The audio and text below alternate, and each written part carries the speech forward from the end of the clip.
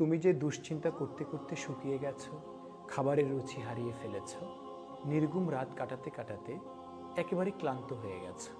এই যে নির্ঘুম রাত কাটানো, ক্লান্ত হয়ে যাওয়া, দুশ্চিন্তা করা, এগুলো আদৌ তোমার কোনো উপকারে আসছে?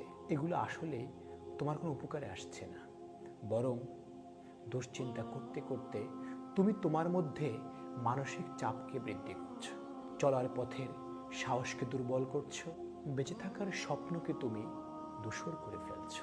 ধরো তুমি সর্বশেষ পরীক্ষায় ভালো ফলাফল করতে পারোনি, ব্যবসা করতে গিয়ে অনেক টাকা লস করেছো, যা তুমি চেয়েছো তা তুমি পাওনি।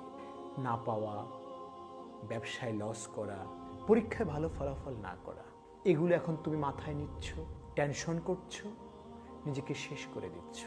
ভালো ফলাফল না করা, ব্যবসায় লস করা, যা চেয়েছো তা না পাওয়া, এখন এগুলো তুমি মাথায় নিচ্ছ আর নিজের মধ্যে মানসিক চাপ বৃদ্ধি করছো, নিজেকে শেষ করে দিচ্ছ।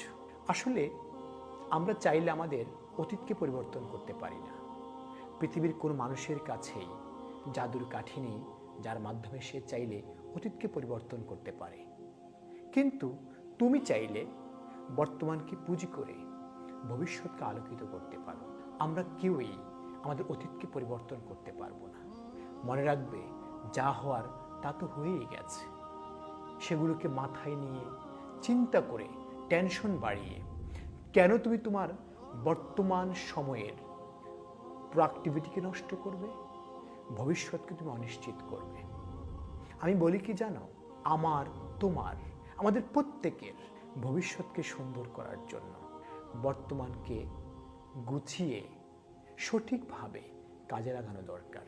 তাই তোমার কাছে, আমার কাছে, আমাদের প্রত্যেকের কাছে আজকে, বর্তমান, এই মুহূর্ত, এই শব্দগুলো অত্যন্ত গুরুত্বপূর্ণ। ভবিষ্যতের চিন্তা, অতীতের চিন্তা না করে তুমি বর্তমানকে কাজে লাগাও। যার বর্তমান যত গোছালো, তার ভবিষ্যৎ তত সুন্দর। আমি তোমাকে বলি কি জানো, তুমি আজকের জন্য বেঁচে থাকো। তুমি আজকের দিনটিকে সর্বোচ্চ কাজে লাগাও, সর্বোচ্চ ব্যবহার করো। তাহলে তোমার অতীত সুন্দর হবে, ভবিষ্যৎ আলোকিত হবে।